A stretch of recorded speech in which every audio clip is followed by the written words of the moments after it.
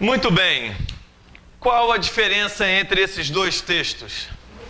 Esquece o conteúdo. Na verdade, eu escolhi conteúdos completamente fora de qualquer coisa, justamente para a gente não entrar num julgamento do mérito do conteúdo. Os dois têm narrador? O segundo não tem narrador. O primeiro texto é um texto narrativo, porque ele segue vários preceitos da narrativa. Entre eles, os eventos acontecem em uma ordem cronológica. Você tem começo, meio e fim. Também existe a presença de personagens.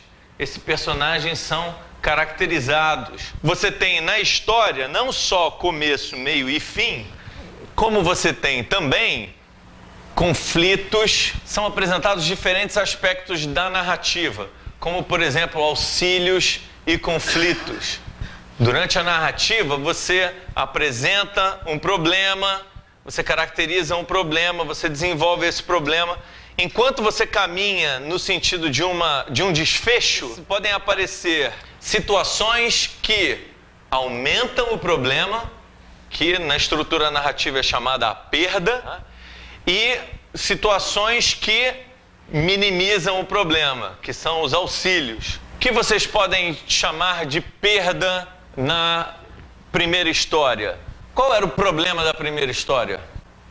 Qual era a primeira história? Se vocês tivessem que pegar e dizer como, não no formato do tem, mas acabou, mas escrever em uma frase sobre o que era a história do primeiro trecho. Então, olha, se a gente for pegar lá as 4 histórias que o Borges disse que existiam, qual a gente colocaria aí como... Olha só, a história de uma viagem, a busca pelo poder, a história de um amor entre 2 pessoas ou a história de um amor entre 3 pessoas. Qual dessas histórias se encaixa melhor no trecho que eu falei? A viagem, gente, pelo amor, ela termina colocando o pé na estrada. E vejam que a viagem não é necessária, pode ser uma viagem no tempo, pode ser... Na verdade, esse livro é sobre a história de uma escrava no Brasil colonial, contando desde que ela é capturada na África e vem para o Brasil como escrava, consegue a alforria, volta para a África, vive na África e decide voltar ao Brasil para morrer.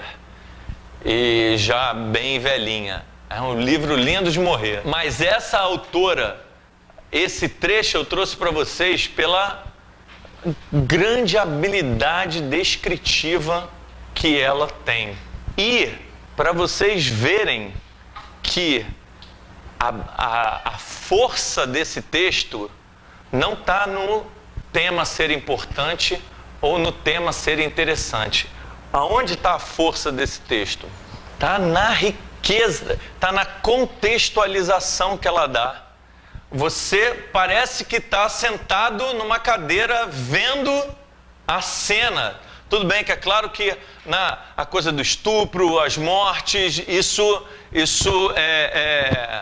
mobilizam a emoção da gente, que é uma outra coisa importantíssima para você atrair o público, né? Por que uma história dessa ela se torna importante e interessante a partir do momento que ela te faz perguntar o que eu faria nessa situação. E isso é a principal ferramenta que você tem para chamar a atenção do leitor. Você quer que o leitor leia sobre alguma coisa que ele não acha importante nem interessante? Você tem que criar um conflito que mobilize o leitor a falar o que eu faria nessa situação. A nossa capacidade de abstração vem toda ela a gente conseguir abstrair uma situação para falar o que eu faria nessa situação e assim tentar prever o que você faria nessa situação, no fim das contas, para ver se eu posso levar uma vantagem sobre isso. Então, esse texto, ele faz a grande força dele, inclusive para gerar toda essa emoção na gente, é descrever muito bem o que está acontecendo. com riqueza de detalhes, mas não só. Veja que mesmo o detalhe da formiga que segue o riozinho, tudo bem, quando ela fala do cara colocando um membro na mão de uma criança, isso pode gerar toda uma revolta, não sei o quê, mas a força da imagem das formigas desviando o rio do sangue do irmão, a imagem é muito poderosa, gente. E essa imagem é conseguida com ela descrevendo o que aconteceu. O segundo texto é dissertativo. Apesar dela dar a situação, ela usa ela tem uma premissa. E ela estabelece uma característica de um texto dissertativo. Ela estabelece a premissa. Intimidade é importante, independência é importante. O resto do tempo, ela argumenta em prol das premissas, que é o que faz um texto dissertativo.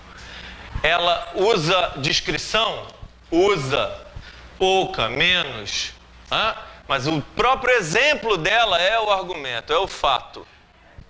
Então ela usa o texto, ela usa a descrição para convencer você do argumento. A força do argumento dela é, da mesma forma que no texto narrativo, a força da descrição.